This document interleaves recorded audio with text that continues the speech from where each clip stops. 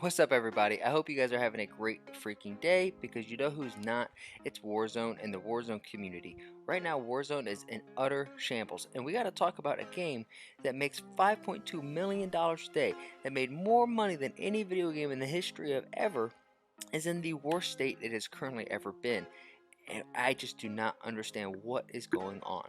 You have Jack Courage Dunlap, him saying that he's officially uninstalled Warzone, that in the future his content will be Fortnite, Halo, Apex, Valor, and any games that he actually wants to play. Good riddance. Then you have Optic Zlaner. Warzone comp is in shambles. Coin flip tourneys because the game has so many bugs. You even have people like Aydan reaching out and saying that it may not be initially or directly the tournament organizers' fault, but they're becoming complacent, allowing these tournaments to be held with so many bugs and so many glitches. People are saying lag, Sam just said it on timeout. Oh, really? On crash, lacking bad. There's a pain lacking bad. Like it's bad. Are they gonna restart the lobby? There's, I don't know. Nothing been said yet. Bro, let me out the plane. It won't let me out the plane. What? It won't let me out the plane. Yeah, I got that's a dev bug. error. You love it, There's huh? a pain lacking a lot. Yeah, I can feel that too. Just Now. put in that you got dev error and then put that we're all lagging and then yeah. And it just seems that Warzone, as of right now, does not have its pieces in a row, its ducks in line for it to really knock out and crush the game that we, I think, ultimately all know we could really love. Because it seems like it's a weird, finicky dance. Warzone initial release was amazing.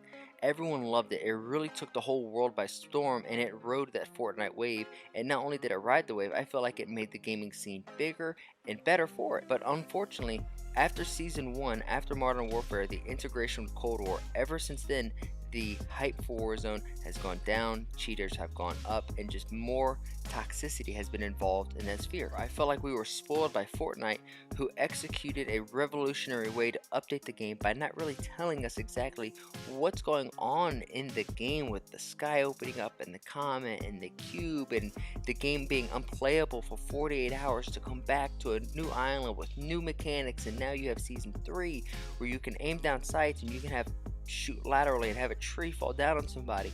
I mean, Fortnite has done it right in that regards. The gameplay and the community may be a separate conversation, but the hype around it and the execution of Fortnite, you can't say it's been nothing but out of the park. So I personally, as a fan of Warzone, please rip off Fortnite as much as you can in the sense of these hype for the events, how they do it. Look at their item shop and how successful their item shop is. You could even look inwards to your own IP for Call of Duty Mobile. I think Call of Duty Mobile looks better than the actual Call of Duty Warzone Pacific. That's terrible. You have first generation consoles and new generation consoles. You have all, I shouldn't say first gen because that's like the Atari, but you have the Xbox 360, or the Xbox One, excuse me, not the 360, Xbox One, the Xbox X, PlayStation 5, PS4. They can't even play Warzone at the moment. I can't, because I'm running into latency issues, ping, dropping frames, the game's loading in lollipops. I just don't understand what has happened to Warzone. Let me know down below. Give me your best take on what Warzone could do. I know they're a little distracted right now internally because they're getting sued out the wazoo for just terrible workplace environment, but ultimately, even as Heck said on the Optic podcast, that even if he's sick, everything still goes on within Optic. But you gotta understand something, man. Like like Halo is like a way bigger studio than Activision, right? You know what I'm saying? What? And then you have Epic Games, who has Fortnite and has Rocket League. Like they are a way bigger studio than Activision. You know what I mean? So Are you they? can. I don't No, know. I'm being Okay. sarcastic. I I'm was making a gonna- fucking point. Dude, you were kind of selling that. I'm not gonna Yeah, lie. thank you. I'm But just What like, the fuck? I am so. Yeah, and he wasn't saying anything. I Yeah, was it's a triple A studio. yeah. And I don't want to hear no shit about like, well, they're distracted with, Bobby Kodak's like issues and all of these things. And I'm like, no, right? Like that's like if I get sick, like all of this still continues to go, right? Like that's not the thing. I think that from a creativity standpoint, I think that they've gotten lazy.